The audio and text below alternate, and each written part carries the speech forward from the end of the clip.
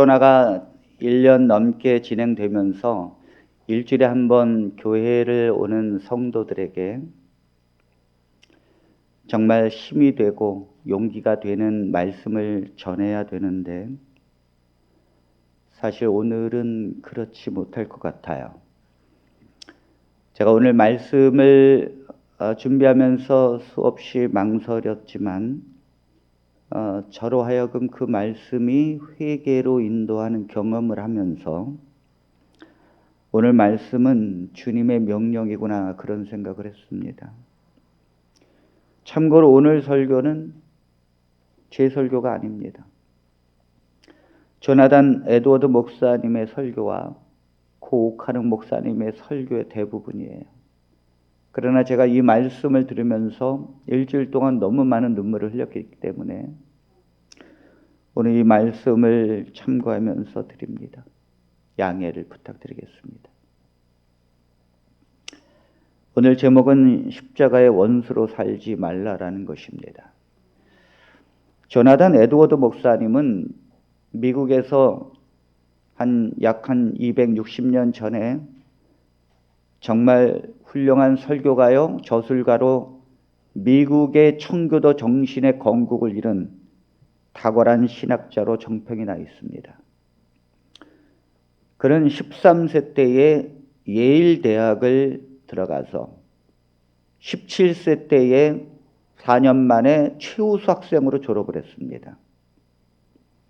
그리고 그 당시 미국을 이끌었던 성령 부흥운동과 대각성 부흥운동의 주역을 바로 이 조나단 에드워드 목사님이 이루셨지요.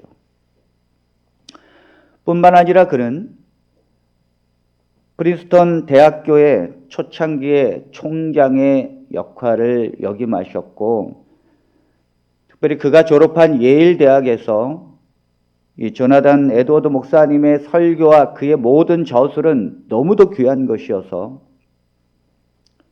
모든 것을 집대성해서 그분의 설교와 그분의 저술을 집대성해서 30권의 전집을 예일 대학에서 출판했습니다. 한 사람의 전집을 30권을 출판한다는 것은 쉬운 일이 아니에요. 얼마나 그 사람이 탁월한 영향력 있는 사람이고 얼마나 위대한 사람인가를 대학도 인정한 것입니다. 그는 그만큼 독보적인 존재였습니다. 그는 성공적으로 매사추세츠주의 노스햄턴 교회를 목양하면서 그는 목회를 성공적으로 했습니다. 그가 목회를 23년간 노스햄턴 교회에서 목회를 하면서 23년을 하고 40대 후반에 가장 인생의 목회자로서 영향력 있는 그 나이에 그만 그 교회에서 갑자기 쫓겨나게 되었습니다. 그렇게 위대한 인물이 그런 일이 어떻게 벌어질 수 있을까? 정말로 수수께끼 같은 일이 벌어진 것이죠. 성도들은 23년 목회한 조나단 에드워드 목사님을 보낼 것인가? 아니면 그대로 여기서 목회를 할 것인가에 대한 투표를 하기 시작했습니다. 당시에 투표권은 남자들만 가지고 있어서 230명의 세례교인 남자들에 의해서 투표를 했는데 목사님이 이 교회에 더 목회를 해 주십시오라고 말한 표가 230명 중에서 23표 나왔어요. 나머지 90%는 목사님 떠나라는 거죠. 왜 이런 훌륭한 목사님이 그 교회를 떠나게 되었을까? 그건 이유가 있습니다. 어느 날 이 에드워드 목사님이 목회를 하면서 진심으로 하나님께 기도하면서 말씀을 보고 성도들을 대할 때에 그는 목회를 하면서 고민이 있었습니다. 성도들을 보면서 이 성도들의 삶을 보면 이대로는 구원받지 못하겠구나라는 목사님의 의구심이 일어나기 시작했어요. 정말 저 성도들이 가지고 있는 믿음이 진짜 믿음일까? 정말 하나님을 믿는다면은 그 말씀 앞에 회심이 일어나고 거듭남의 삶의 변화가 그 삶에 일어나야 되는데 그것이 일어나지 않는 성도들의 삶을 보면서 그는 의구심을 가진 거죠. 정말 이 성도들이 구원을 받을 수 있을까?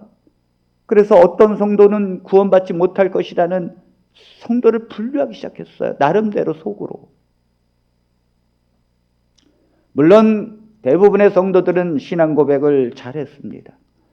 그는 예수님을 고백했고 그는 하나님 앞에 신실하게 살고자 교회 생활을 한 사람들입니다. 그러나 회심과 삶의 변화가 없기 때문에 에드워드 목사님은 성도들에게 이런 성도들을 당신은 예수를 믿으니까 당신은 구원받은 하나님의 자녀입니다 라고 확신을 주는 것은 위험한 일이라고 생각한 것이죠. 잘못하면 그의 영혼들을 망칠 수 있기 때문입니다. 그래서 고민하다가 드디어 이 에드워드 목사님은 칼을 들었습니다. 당시에 성찬이라는 것은 한 달에도 한 번 할 정도로 자주 했고 그 성찬에 참여한다는 것은 굉장한 영광으로 여겼습니다. 그런데 에드워드 목사님은 성찬에 참여할 수 있는 성도들의 조건을 강화시켜서 아무나 성찬을 참여할 수 없도록 선을 그어버렸어요. 신앙 고백을 잘하는 것만으로는 부족합니다. 주기도문을 외우고 신앙 고백을 하는 것으로는 부족합니다. 정말 우리가 속사람이 변화가 되었는가? 그 사람의 속사람이 변화된 사람인가? 내가 예수님 앞에서 죄가 얼마나 무겁고 내 죄가 얼마나 참혹한지, 내가 얼마나 저주받은 일인가, 내가 얼마나 하나님 앞에 저주받을 이 죄인인가에 대한 동감하면서 회개하는 삶이 과연 있어서 내 속사람이 변했는가? 또 예수님만이 나의 구주이시고 하나님만이 나의 생명이신 그분 앞에 나의 죄를 십자가에서 달려 돌아가신 그 주님 앞에 무릎을 꿇고 감격하면서 주님 앞에 엎드려 본 경험이 있는가? 그것이 있는 사람만이 성찬에 참여하도록 했습니다. 왜냐하면 성찬에 참여한다는 것은 하나님의 자녀가 된 사람이 참여할 수 있기 때문입니다. 지금도 마찬가지예요. 성찬은 아무나 참여하는 것은 아닙니다. 하나님의 자녀가 된 자만이 참여할 수 있는 거예요. 조나단 에드워드 목사님은 과연 그런 속사람이 변화되고 회심의 경험과 예수 그리스도 앞에 눈물 흘리고 무릎 꿇고 통회하고 주님 앞에 감격하는 심령으로 살아본 적이 없는 성도들이 과연 성찬에 참여할 수 있을까? 그러면서 성찬에 참여하는 걸 선을 그어버렸어요. 당연히 성도들은 반발하기 시작했습니다. 2, 3년간 이러한 목사님의 목회 방침에 성도들은 따르지 않았어요.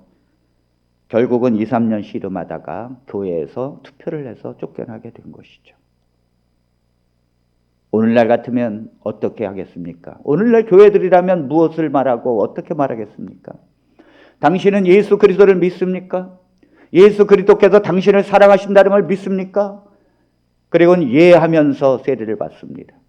그리고 그들은 주님 앞에 성찬을 초대합니다. 누구든지 예수를 주로 고백하는 자는 다 주님 앞에 나와서 성찬을 할 수 있다고 하면서 초대를 하고 있습니다. 저는 일주일 동안 수도 없이 고민을 해왔어요.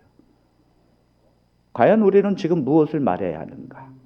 과연 하나님께서 지금 오늘 우리에게 말씀하고자 하는 것은 무엇인가? 저는 에드워드 목사님의 목회 방침에 대해서는 제가 반은 동의하고 반은 동의하지 않습니다. 왜냐하면 사람의 구원을 인간이 판단할 수 없기 때문입니다. 사람이 어찌 구원받을 백성인가 구원받지 못한 백성인가를 보는 눈을 갖고 있겠습니까? 마음의 중심을 보시는 하나님께서 사람 앞에서 믿는다고 하면서도 실제로 안 믿는 성도들이 있고, 그러나 사람 앞에서는 부족해 보여도 진실하게 마음의 중심으로 하나님을 믿는 성도들이 있기 때문입니다. 그걸 어떻게 사람으로 판단할 수가 있겠나이까? 그러므로 에드워드 목사님의 그 판단은 제가 동의하지 않지만 저는 에드워드 목사님이 왜 그 설교를 했는지에 대해서는 동의합니다. 너무 많은 그리스도인들이 십자가상에서 마지막 죽을 때 예수님을 기억하고 예수님을 믿고 주님의 나라에서 보장받는 강도를 그리워하고 삽니다. 세상에 살면서는 내 뜻대로 살고 내 마음대로 살고 내 욕심대로 살다가 죽는 순간만큼은 하나님 앞에 구원의 보장을 받고 죽는 것을 사랑합니다. 심지어는 강도를 내다가 십자가에서 예수를 믿었으니 나는 적어도 강도 짓은 안 했으니 십자가상에서 강도가 나보다는 내가 그 사람보다 낫지 않겠는가. 그 사람도 구원을 받았으니 내가 구원받는 것은 당연하지 않는가. 이런 논리에 우리가 사로잡혀 있을 수 있다는 것입니다. 세상 사람들이 말하고 일부 교회에서 말합니다. 값싼 믿음과 값싼 은혜와 값싼 구원에 대해서 공격합니다. 왜 이런 말이 나오는가 하면 성도들의 신앙 고백과 신앙의 믿음의 삶은 다르기 때문입니다. 값싼 구원이 선포되고 예수 믿고 구원받는 것을 너무 쉽게 이야기하면 엉터리 신자들이 그 교회에 많이 나올 수 있어요. 값싼 구원이 선포되고 값싼 은혜가 선포되는 곳에는 분명하지만 진정한 회심이 보기가 어렵습니다. 에드워드 목사님은 미국의 2차 2번이나 대각성 운동, 미국의 전역을 회심으로 만들었던 주역입니다. 그분의 설교는 수많은 사람들을 회심으로 이끌었어요.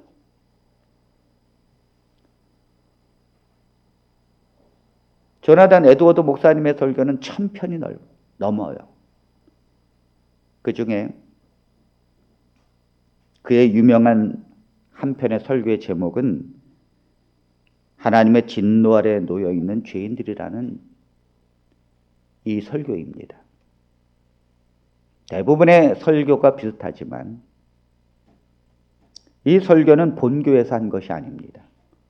이 설교는 옆 교회에서 초청해서 강사로 저녁에 예배 드리면서 촛불을 켜놓고 예배를 드리는 그 교회에서 한 설교인데, 조나단 에드워드 목사님은 설교를 거의 원고를 읽어 내려가면서 설교합니다. 그 원고를 읽는 것만 90분 이상이 넘어갔어요. 그 일부를 제가 읽어보겠습니다. 조나단 에드워드 목사님은 이렇게 설교합니다. 여러분, 이 자리에 나와서 예배를 보고 있습니다만 하나님께서는 지옥에 있는 영혼들을 향해서 진노하시는 것보다 더 오늘 이 자리에 앉아 계시는 여러분들을 향해서 더 진노하시는 것을 알기 바랍니다. 하나님의 진노가 불타고 있습니다.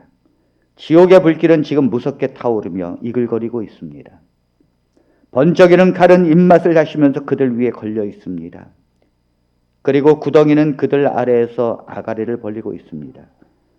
당신이 지난밤에 지옥으로 가지 아니한 것, 당신이 오늘 아침에 이 세상에서 다시 눈을 뜬 것, 당신이 아침에 일어난 후 지옥에 떨어지지 아니한 것, 당신이 지금 하나님의 집에 들어와 앉은 후 그의 엄숙한 예배에 참석하는데도 불구하고 죄악되고 사악한 태도에도 불구하고 지옥에 가지 않는 이유를 설명할 수 있는 길은 하나님의 손이 당신을 붙들고 있다는 것 외에는 아무것도 없습니다.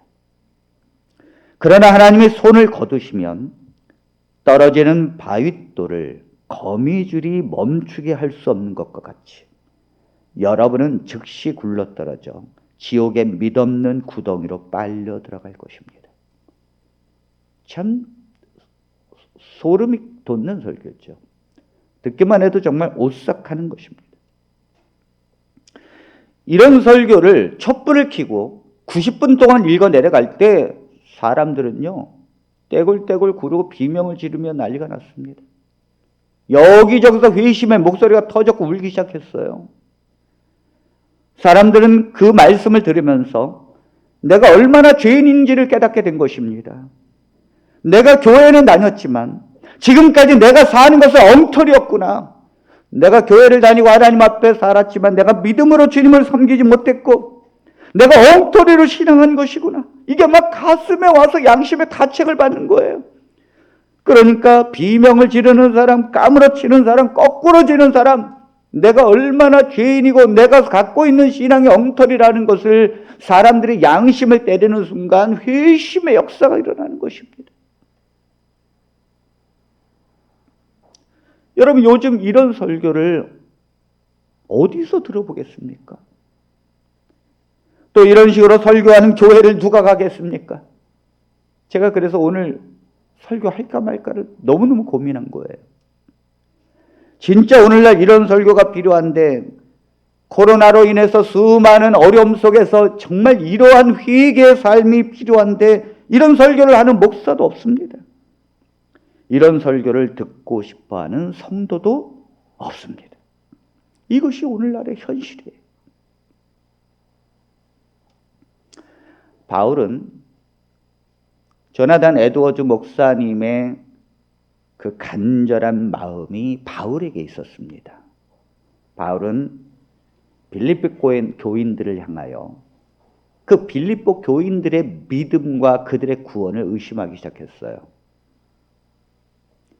바울은 왜냐하면 그들에게서 그들의 삶에서 십자가의 원수로 사는 삶이 보였기 때문입니다. 그 십자가의 원수로 가는 길이 보여졌고 그러한 요소들이 발견되어졌기 때문이에요. 그래서 바울은 눈물을 흘리면서 빌립보 교인들에게 호소합니다. 조나단 에드워드 목사님과 바울이 다르지 않아요. 제가 그걸 발견했어요. 빌립보서 3장 17절로 18절 바울의 호소를 한번 보시기 바랍니다. 형제들아, 너희는 함께 나를 본받으라. 그리고 너희가 우리를 본받은 것처럼 그와 같이 행하는 자들을 눈여겨보라. 내가 여러 번 너희에게 말하였거니와 이제도 눈물을 흘리며 말하노니 여러 사람들이 그리스도의 십자가의 원수로 행하느니라. 여러분, 여기 18절에 내가 여러 번 너희에게 말하였거니와 한 번 얘기한 게 아니라는 거죠. 왜 지금 바울은 여러 번 이런 이야기를 합니까? 성도들이 회심하지 않기 때문이에요. 성도들은 그의 삶을 변화되지 않기 때문입니다. 이제도 눈물 흘리며 말하노니, 바울은 언제나 눈물 흘리며 빌립보 교인들에게 말했다는 거죠. 여러 사람들이 그리스도의 십자가의 원수로 행하느니라. 한 사람 두 사람이 아니라는 거예요. 수많은 사람들이 그들의 신앙생활을 하는데 실제로는 십자가의 원수로 행하고 있다는 것이죠. 지금 바울은 교회에서의 신앙생활을 지적하는 것이 아닙니다.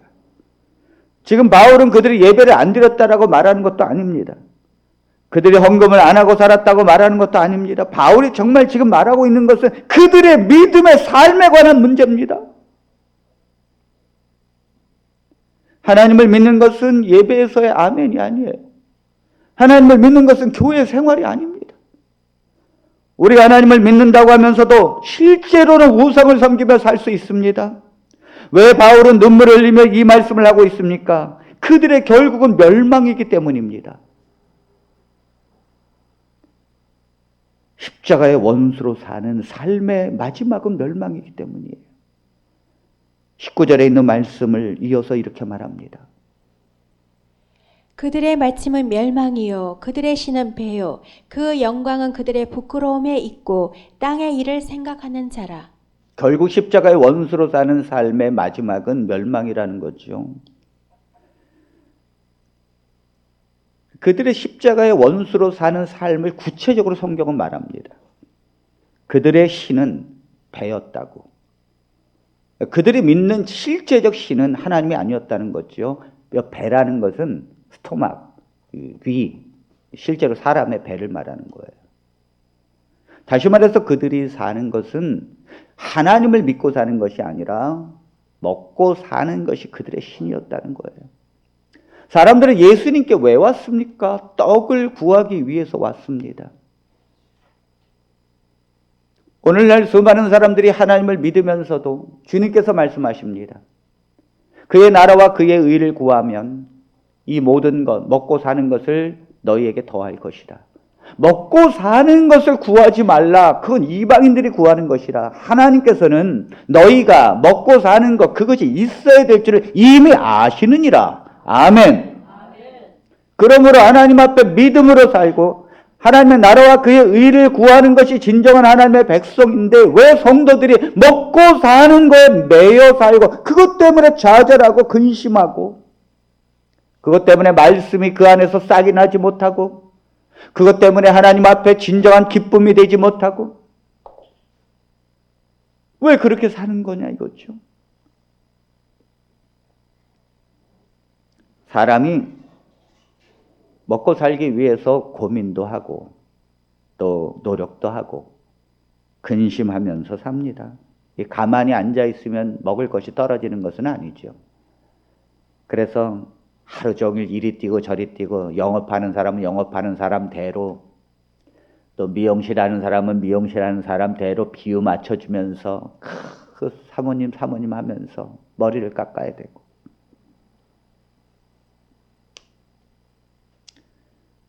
그것이 우리의 삶입니다.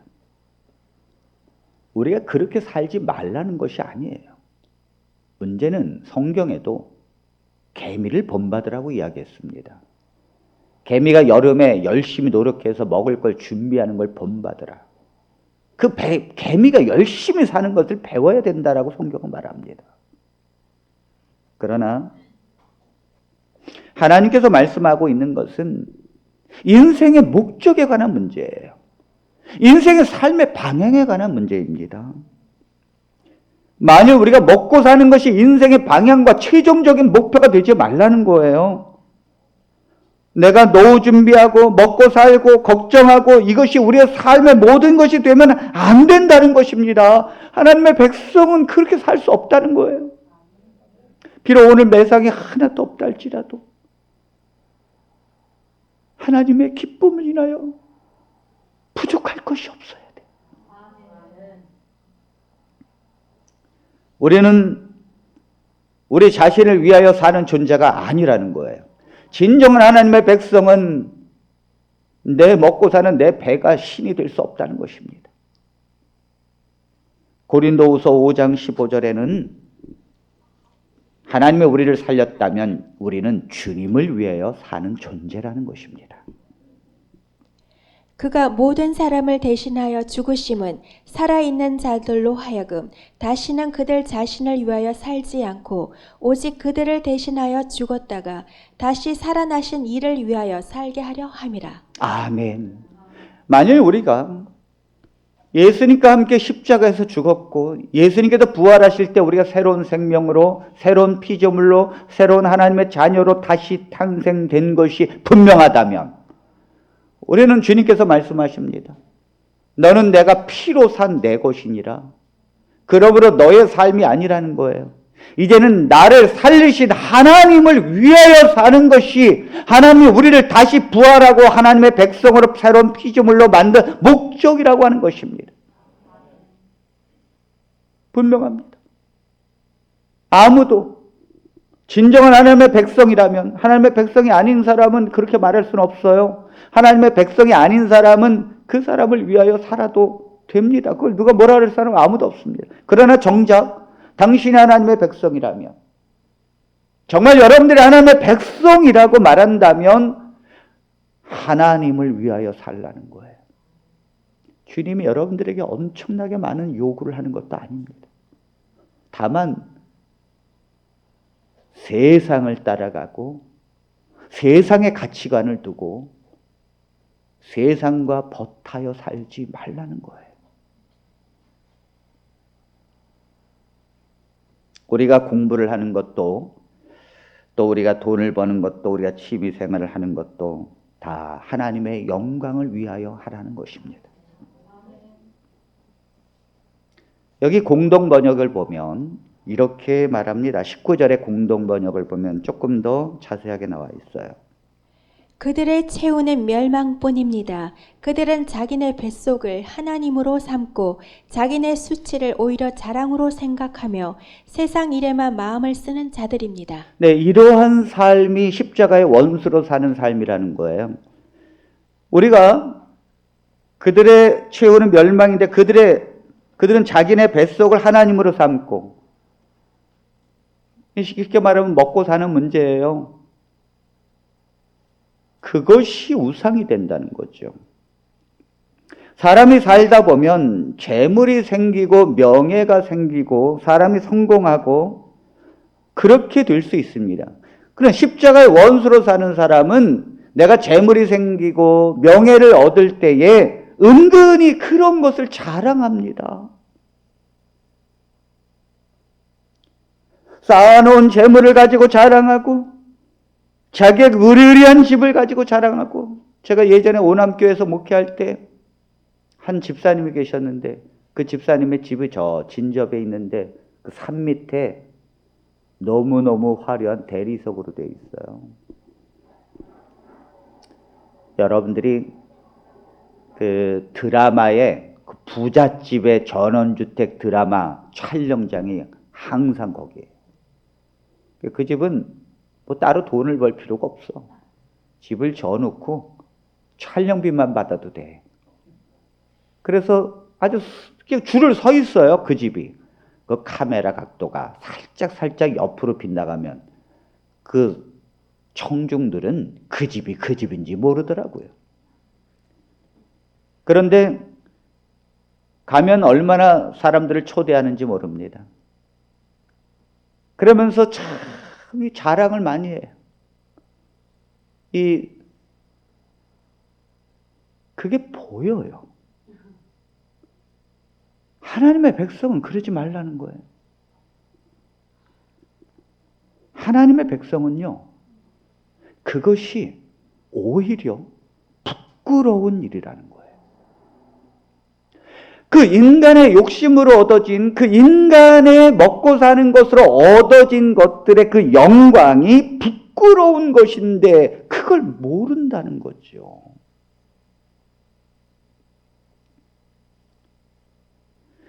여러분, 세상과 벗대고 정말 세상에서 성공하려면 정말 열심히 살아야 합니다. 그런데 우리가 그 세상에서 벗된 것이 하나님과 원수가 된다는 사실을 알아야 합니다. 야고보서 4장 4절에 있는 말씀을 봅니다. 가늠한 여인들아, 세상과 벗된 것이 하나님과 원수됨을 알지 못하느냐? 그런즉 누구든지 세상과 벗이 되고자 하는 자는 스스로 하나님과 원수되는 것이니라. 하나님의 백성이 자꾸 세상과 벗을 삼고자 한다면 이게 무슨 말입니까? 세상의 사람들이 가는 방식, 세상의 사람들이 사는 방식, 세상의 사람들이 좋아하는 걸 우리도 좋아하고, 세상의 사람들이 귀하게 여기는 걸 우리도 귀하게 여기는 것이 세상과 벗대는 거예요. 마음을 빼앗기는 거죠. 이것은 하나님과 원수가 된다는 거예요. 제가 외경이라고 하는 것을 잘 참고하지 않습니다만 그 외경이라고 하는 것을 보면 참 재미난 게 있는데, 타락한 천사들이 인간을 타락하는 방법 중에 다 자기의 전문성을 가지고 타락시켜요. 어떤 천사는 문명을 가리킵니다, 인간에게. 그래서 어떻게 하면 문명을 잘 이룰 수 있는지를 가리켜요. 사람들이 문명을 세우지만 그 문명 속에서 인간이 공허하고 그 문명 속에서 허무함을 느끼고 문명 속에서 속아 사는 인생은 사실상 사단의 천사가 그 문명을 주도하기 때문이에요. 빌딩을 세우고 건축을 해도 우리는 영적 분별력이 분명해야 합니다. 어떤 천사는요, 미를 가리켜요. 미, 아름다움을 가리켜요. 그 여자들이 어떻게 화장을 이쁘게 해야 이쁜지를 가리킨다고요. 여자분들이 이렇게도 해보고 저렇게도 해보잖아요. 색깔도 요걸 칠해보고 저걸 칠해보고 눈썹도 올려서, 요즘에 보니까 뭐 붙이대 또 확실히 이쁩니다. 인간적으로는 확실히 이뻐요. 그러니까 그걸 누가 가리키는가 하면 사단이 다 가리키는 거예요. 사단이. 실제로 외경에 나와요. 어떤 사람들은 문화를 어떤 그 천사는 문화를 가리켜서, 또 어떤 천사는 금속을 가공하는 걸 가리킵니다. 그래서 무기를 만들게 하고 자동차를 생산하게 하고 기술을 발전시켜요. 근데 그것이 사람들이, 하나님의 백성이라고 하는 사람들이 그것과 친구가 되어지고 휩쓸려서 간다는 거죠. 우리 김성호 집사님이 기아자동차에서 자동차를 조립합니다. 이 말씀에 따르면 사실 우리는 좋은 자동차를 만들기 위해서 김성호 집사님은 매일매일 노력하고 그렇게 삽니다. 그러나 정말 하나님의 백성이라면 내가 이것을 먹고 살기 위해서 이 일을 하는 거지만 이것에 내가 세상의 벗이 아니라 그 가운데서도 하나님을 생각하고 그 가운데서도 말씀을 묵상하고 그 가운데서도 십자가에서 나를 위해서 죽으신 예수 그리스도 때문에 감동이 와야 돼요. 그리고 우리 김성호 집사님이 어쩌다가 멀리 계셔서 근무 시간이 걸려서 예배를 못 드리고 오면 그 밴드에 올려진 설교를 들으면서 이렇게 일을 한대요. 설교를 들으면서. 참 얼마나 하나님 앞에 진실로 가기 위하여 투쟁하고 있는가. 그것이 하나님의 백성인 줄로 믿습니다. 우리가 살다가 보면 생각 밖에 부자가 될 수 있습니다. 몇십억이 생기고 몇 억이 생겨서 정말 남들 보기에도 부자 소리를 들으면서 우리가 재물의 축복을 받을 수 있습니다. 하나님의 백성이 아닌 십자가의 원수로 사는 사람들은 이것 때문에 목에 힘이 가고 이것 때문에 자랑하고 하지만은 하나님의 백성들은 이것 때문에 부들부들 떨리는 거예요. 주님, 내가 이 재물을 감당할 수 없다는 걸 아시면서도 어찌 이 재물을 허락하시나이까? 부자가 하늘나라에 들어가기가 낙타가 바늘구멍으로 들어가는 것보다 어렵다고 했는데 어찌해야 내게 시험을 주시나이까? 하면서 떨어야 되는 거예요. 우리는 이 세상에 먹고 사는 것의 영광이 우리의 부끄러움이 되어야 된다는 거죠. 그러므로 내게 주신 거에 대해서 행여나 시험이 되지 않도록, 이것이 나의 우상이 되어지지 않도록, 그래서 주님은 말씀하십니다. 내가 가지고 있는 것 다 팔아서 가난한 자들에게 주고 나를 쫓으라고. 이 말씀은요, 부자 청년 관원에게만 말하는 것이 아니에요. 모두에게 해당됩니다. 진정한 하나님의 백성이라면 여기 예외가 없어요. 주님이 왜 그런 말씀을 하십니까? 인간은 조금만 방심하면 세상과 벗이 되고 조금만 방심하면 세상에 끌려가서 십자가의 원수로 살기 때문이에요. 제가 목회를 하면서도 두렵습니다. 제가 우리 성도들에게 하나님 앞에 바른 길을 가도록 어떻게 해서든지 주의 종으로서 섬겨야 되는데 행여나 성도들이 값싼 믿음과 값싼 은혜와 값싼 구원으로 방종하지 않을까? 내가 구원받은 기쁨 속에서 살지만 그것이 오히려 타락으로 가게 하지 않을까? 이것이 제 고민이에요. 자식이 어쩌다가 공부를 잘하고 성공을 하지 않습니까? 그러면 십자가의 원수로 사는 사람들은 그게 얼마나 자랑거리입니까? 내 자식이 성공해서 공부를 잘하고 서울대 들어가고,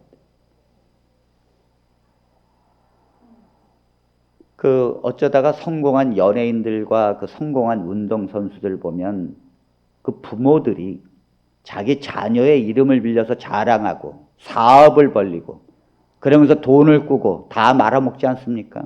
얼마나 부끄러운 일이에요. 하나님의 백성들은 그렇게 사는 게 아니에요. 하나님의 백성들은 자기 자녀가 행여나 성공을 하고 행여나 잘 되어서 위대한 사람이 됐으면 부들부들 떨어야 돼요. 내 자녀가 교만하지 않을까? 내 자녀가 그것 때문에 하나님을 떠나지는 않을까? 내 자녀가 그것 때문에 그의 권력을 휘두르지는 않을까? 두려운 거예요. 하나님의 길이라는 것은.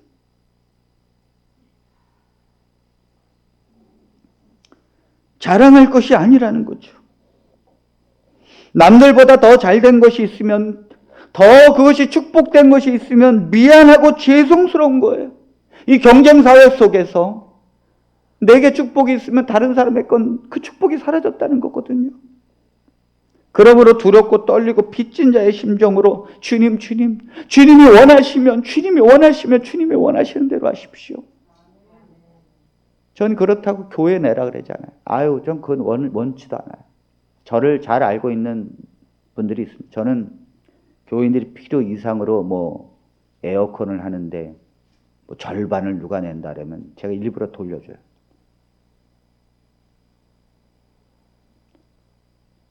차라리 가난한 자들을 도우라고. 여러분들 교회 생활에 매여 사시면 안 됩니다. 교회에서 잘하고 교회에서 헌금 잘하고 교회에서 반듯하게 했다고 되는 게 아니라는 거예요. 여러분들이 사는 방식, 여러분들이 마음의 중심을 보시는 그 하나님께서 여러분들의 삶에서 보신다고요. 진정한 하나님의 백성은 홀로 있을 때, 아무도 여러분들을 보지 않을 때에 하나님과의 여러분의 개인적인 삶의 문제예요. 하나님은 그걸 보신 거예요. 그러므로 우리가 가졌거나 더 많은 재물을 가졌거나 무엇이 더 잘 됐다거나 이 세상에서의 내 먹고 사는 문제가 어느 정도의 축복이 있다면 더 기도해야 합니다. 내 자녀가 성공해서 내 자녀가 정말로 위대하게 되었다면 더 기도해야 합니다. 하나님, 이것이 시험이 되지 아니하고 하나님의 영광을 위하여 갈 수 있도록 기도해야 합니다. 기도해야 합니다. 하나님께서는 너희가 진정 자랑해야 될 것은 따로 있다고 말씀하십니다. 그게 뭘까요? 갈라디아서 6장 14절에 내게는 우리 주 예수 십자가 외에는 결코 자랑할 것이 없느니라. 아멘.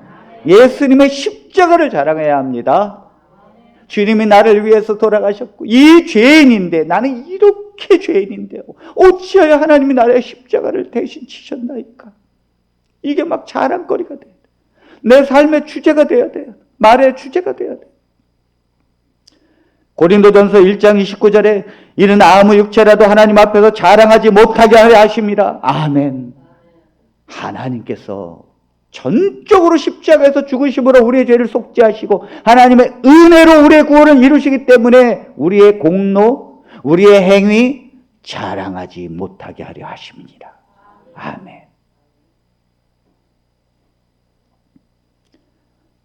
야고보서 1장 10절에 부한 형제는 자기의 낮아짐을 자랑할지니 이는 풀의 꽃과 같이 지나갑니다. 아유, 부한 사람은 거지가 된 걸 자랑하라는 거예요. 왜냐하면 풀의 꽃과 같이 지나가는 거라는 거예요. 이걸 깨달았으니 얼마나 귀한 것입니까? 여러분, 부자는요 죽을 때도 마음 편하게 못 죽어요. 이 자녀들이 이걸 어떻게 또 싸울까? 그 다음에 이걸 두고 내가 가는 게 왜 이렇게 나만 70대에서 죽어? 80대, 90대까지 가야 되는데. 그러니까 이 부자는 힘든 거예요. 그런데 하나님께서 내게 인생의 절반 후반기로 가서 쫄딱 망하게 하고 아무것도 없게 만드셨으니 할렐루야. 인생은 풀의 꽃과 같이 지나가는 것을 깨닫는 거죠. 아무것도 아니라는 걸 깨닫고 오히려 나를 낮아지게 하시니 할렐루야. 이것이 주님 안에서 자랑거리라는 거죠. 정확하게 살아야 합니다. 고린도후서 11장 30절에 내가 부득불 자랑할진대 나의 약한 것을 자랑하리라. 아이고, 내 약한 걸 자랑하리라. 저는요, 키가 작은 게 얼마나 좋은지 몰라요. 제가 단이 그렇지 않아도 높아가지고 이렇게 보면은 다 이렇게 저보다 작게 보이는데, 제가 키가 한 1m 80 됐으면 얼마나 여러분들을 무시하겠습니까? 근데 제가 키가 1m 70도 안 돼가지고 저는 딱 서서 여러분들 보면 그냥 위축이 돼. 벌써 이렇게 키가 큰 그 성도들 옆에 가면 아유, 내가 위축이 되고, 그래서 여러분들은 함부로 못하게 되겠어요. 이게 얼마나 기쁜 것입니까? 아멘. 기쁩니다. 하나님의 백성들은 자랑할 때가 다른 데 있다는 거예요. 나를 위해서 죽으신 예수 그리스도를 자랑하고, 나를 위해서 십자가에서 죽으신 십자가를 자랑하고, 나에게 값없이 주신 영적인 하늘의 축복을 자랑하는 것입니다. 말씀과 은혜로 주시니, 내게 감동을 주시니, 이것이 자랑할 거리가 되어서 이야기하는 것이죠. 이생의 자랑은, 사람들은 여러분 주위에 이생의 자랑을 여러분들이 하게 되면 여러분 주위에 사람들이 모이지 않아요. 여러분들이 아파트 자랑하고 차 자랑하고 여러분들이 성공해서 로또 복권 되고 주식해서 이번에 1억 벌었다고 생각하면 여러분들 주위에 아무도 오지 않아요. 사람들은 비교의식을 하게 되고 더 좌절되기 때문입니다. 복음을 전해야 되는데 사람들이 오질 않아요.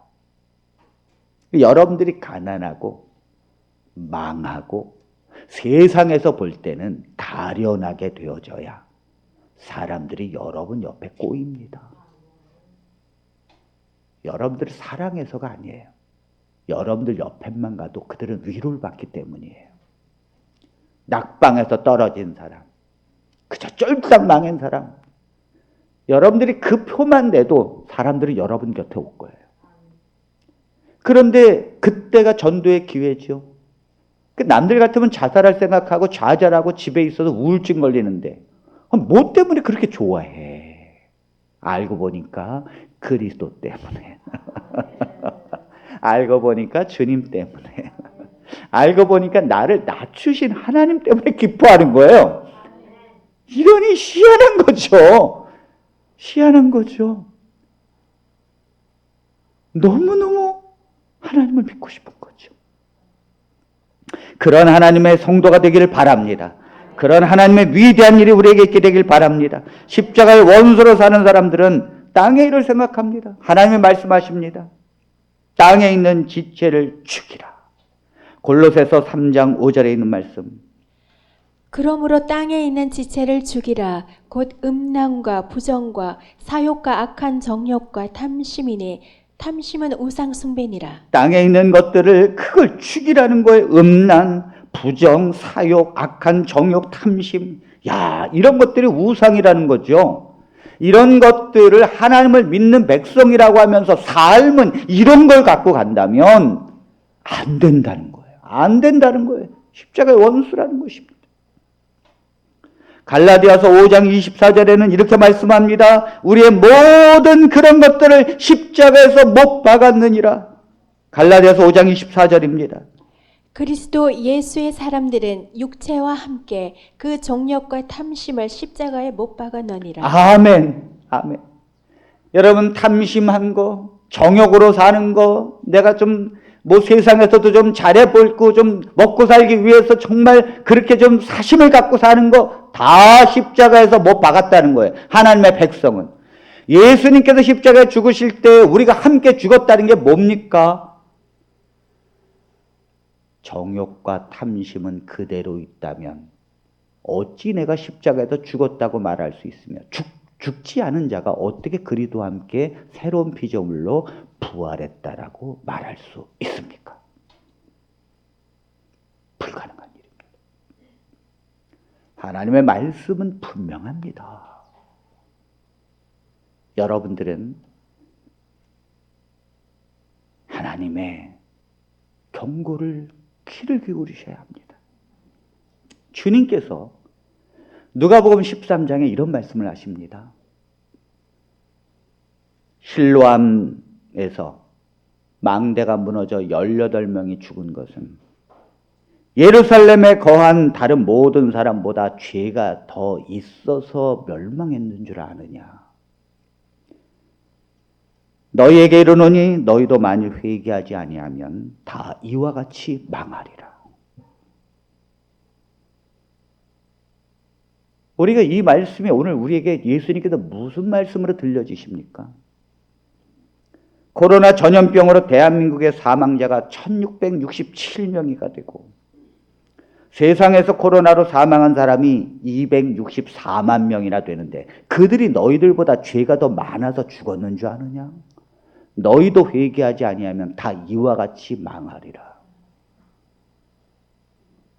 여러분, 저희 집사람과 저에게 하나님께서 분명하게 우리 교회의 방향을 주셨어요.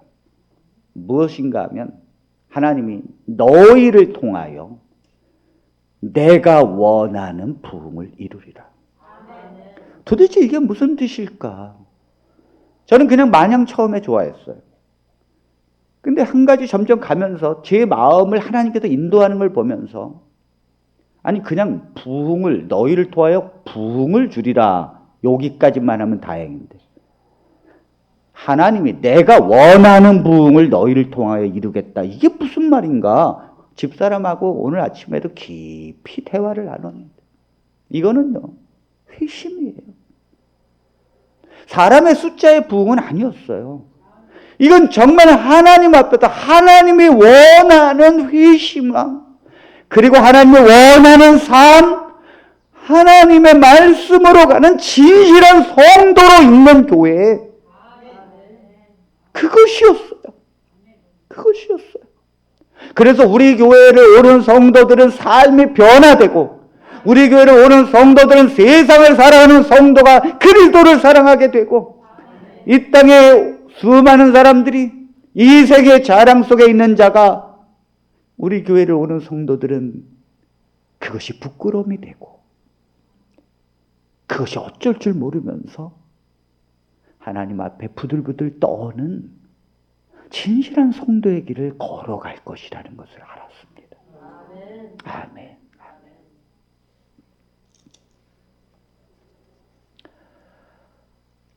주님은 빌립보서 3장 20절에 결론을 이렇게 말씀하십니다. 우리에게 이렇게 결론을 말씀하셔요.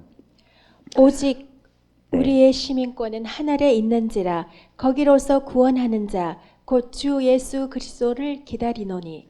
십자가의 원수로 살지 말고 지금까지 참 무거웠죠. 주님은 이 말씀하시려고 그런 거예요. 너희는 시민권이 하늘에 있다는 걸 모르느냐. 하늘에 있는 상태에서 주님을 기다리는 것이 하나님의 백성이다. 우리는 하나님의 백성이고 세상의 백성의 천민이 아닙니다. 우리는 하늘나라의 왕족입니다. 하나님의 거룩한 나라의 제사장입니다. 우리의 시민권은 하늘에 있어요. 시민권이 얼마나 중요합니까? 당시의 로마의 시민권은 세계 최강국이죠. 미국의 시민권과 같은데 그걸 얻기 위해서는 엄청난 거금을 주고 시민권을 사든지 아니면 21년 이상 로마의 군대로 봉사해야 돼요. 그 공헌이 있어야 시민권을 얻을 수 있었습니다. 그런데 하나님께서는 그것보다 더 위대한 하늘의 시민권을 너희에게 주었느니라. 여러분들은 대한민국의 시민권을 가진 사람들입니다. 아멘. 여러분들이 외국을 여행해서 1년 정도 살든지 6개월 정도 살 때에 여러분들의 마음속에 대한민국은 어떻게 다가옵니까? 행여나 뉴스를 통해서 대한민국에 위험이 있으면 여러분들이 마음을 조아리고 행여나 대한민국과 다른 나라가 운동 경기를 하면 대한민국을 응원하고 여러분들은 대한민국을 그리워하고 대한민국을 위해서 살고 대한민국을 돌아가고자 하는 열정이 있어요. 그게 시민권을 가진 자의 삶이에요. 우리 국회의원 집사님이 호주 시민권을 갖고 계신데 나올 때는 마음대로 나왔는데 돌아갈 때 코로나로 못 들어가요. 거기 딸이 있어서 졸업 연주를 준비하고 있는데 엄마가 그 마지막 졸업 연주에 참석하지 못하는 국회의원 집사님의 마음이 여기에 있지만 호주의 시민권에 거기에 있지 않겠습니까? 우리 모두는 다 하나님의 시민권을 가진 자이기 때문에 이 땅에 살지만 남북의 나침판이 남북의 방향을 어떻게 놓아도 정확히 가리키듯이 하나님의 백성들은 정확히 하늘을 보며 사는 거예요. 땅의 일을 생각하는 것이 아니라 하늘의 것을 찾으면서 영적인 축복을 구하고 육체적으로 힘들고 어렵다 할지라도 그것 때문에 좌절하지 않고, 그것 때문에 내가 마음에 하나님의 마음을 빼앗기지 않고 부끄러워하고, 오히려 그것이 잘 되면 하나님 앞에 두려워하면서 진실한 길을 가십시오. 그 길을 가는 백성이 구원받지 못할 리가 없습니다. 그 길을 가는 백성이 하나님의 은혜가 넘칠 줄 믿습니다. 그 길을 가는 주의 백성들마다 하나님의 축복이 임할 줄 믿습니다. 그 길을 가는 주의 백성들의 눈물을 주님이 닦아주십니다. 그리고 하늘의 모든 것을 상속해 주시고 내게 받을 상속을 받으라고 말씀하십니다. 그건 영원한 것이고 진실한 것입니다. 저는 오늘 목회자로서 우리 사랑하는 모든 성도들이 그러한 하나님의 축복 가운데 있기를 바라고, 하나님의 은혜가 여러분들 삶에 영원히 임하기를 간절히 바라면서 말씀을 마칩니다.